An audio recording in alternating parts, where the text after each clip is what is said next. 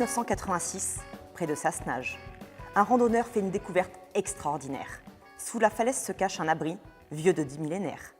Des chasseurs-cueilleurs de la préhistoire aux paysans du néolithique, le site recèle bien des secrets. Rendez-vous en terre ancestrale pour apprendre des sociétés d'hier et comprendre celles d'aujourd'hui. À l'orée du Vercors, au creux de la vallée du Furon, se situe le chantier archéologique de la Grande Rivoire. En 1986, entre deux observations de bouquetins, un promeneur ramasse des fragments de silex dans l'éboulis d'une ancienne carrière. La configuration de la falaise laissait dès lors imaginer une possible utilisation en abri. Sur le site, pointes de flèches, bois de serre, ossements et graines jonchent le sol, tel un précieux puzzle préhistorique.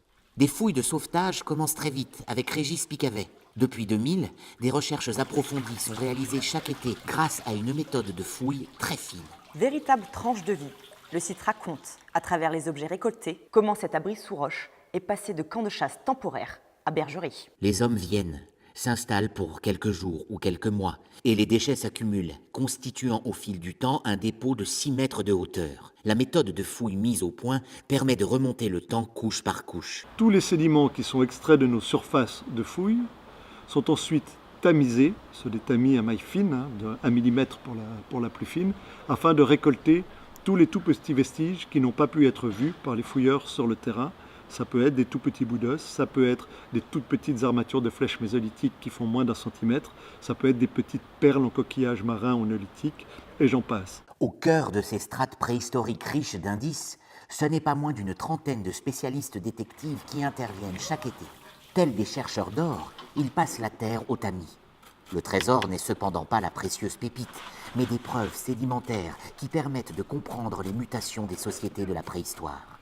Ainsi, les céramiques perforées trouvées sur place indiquent que l'abri serait devenu au fil du temps une bergerie où l'on fabriquait du fromage, annonçant l'arrivée des premières sociétés agro-pastorales. Autant de pièces à conviction qui permettent de mettre en lumière le changement de vie des hommes entre le mésolithique et le néolithique.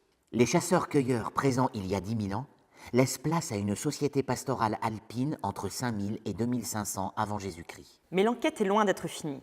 De nombreuses couches sédimentaires doivent encore être fouillées pour découvrir les derniers éléments qui permettraient de compléter ce tableau de la préhistoire humaine. Voilà 17 ans que la Grande Rivoire est passée au tamis et à l'aspirateur par Pierre-Yves Nicot et son équipe. Avant de rendre le site à la nature, ils souhaitent poursuivre leurs investigations. Les restitutions au public seront nombreuses. Expositions, conférences, publications. Elles insisteront sur cette question fondamentale qu'est le passage du nomadisme à la sédentarisation, racine de notre civilisation. Un dossier fouillé à Sassenage, en Isère.